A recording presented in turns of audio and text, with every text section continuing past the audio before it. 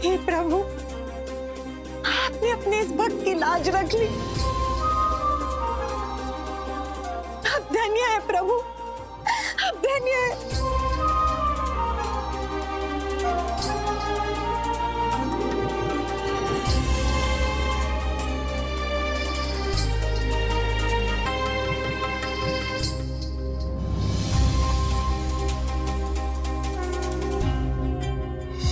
देवी नर्मदा, आपने इस संसार में पतिव्रता धर्म का नया मानदंड स्थापित किया है। आपने अपने कर्मों के द्वारा अपने भाग्य को बदल लिया है।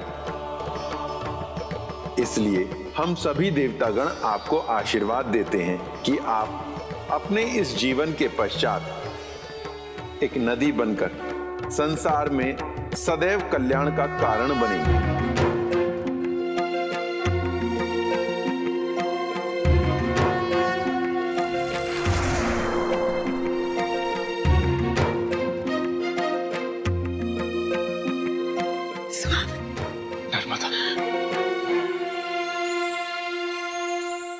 मैंने तुझे पूरी कथा सुना दी, अब तू बोलेगा और मैं चुप बैठूंगा।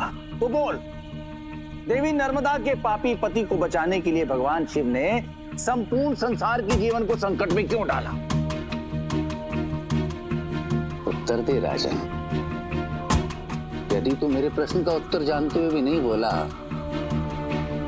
तो मैं तेरे सर के टुकड़े टुकड़े कर दूंगा। यदि तुम सुनना ही चाहते हो तो सुनो बेताल।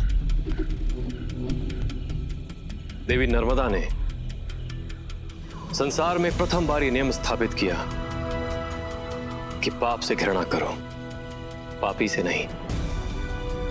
साथ ही उन्होंने यह भी सिद्ध किया कि दुर्भाग्य चाहे कितना ही बड़ा क्यों ना हो, कर्म और हृदय के दृढ़ संकल्प से बड़े से बड़े दुर्भाग्य को भी सद्भाग्य में बदला जा सकता है। विक्रम, मैं समझ सकता हूं। देवी नर्मदा की कथा सुनकर तेरा मन उनके प्रति श्रद्धा से भर गया है, किंतु मेरा प्रश्न ये है कि देवी नर्मदा के पापी पति को बचाने के लिए भगवान शिव ने संपूर्ण संसार को संकट में क्यों डाला? बेताल, महादेव ने ऐसा करके न केवल देवी नर्मदा के पति के प्राणों की रक्षा की, बल्कि संसार को कुछ पलों के लिए संकट में डालकर उन्होंने एक ऐसी व्यवस्था की स्थापना की जिस पर चलकर आने वाले समय में लोग अपने जीवन के संकटों का समाधान ढूंढ सके। यदि महादेव ऐसा नहीं करते तो ये संसार कर्म के इतने बड़े विधान तथा कर्म एवं भाग्य के संबंध को कभी नहीं जान पाता। तूने बिल्कुल सत्य कहा विक्रम, किंतु सत्य के मुंह में तू बोला और बेताल चला। तू बोला और बेताल चला। बेताल, बेताल,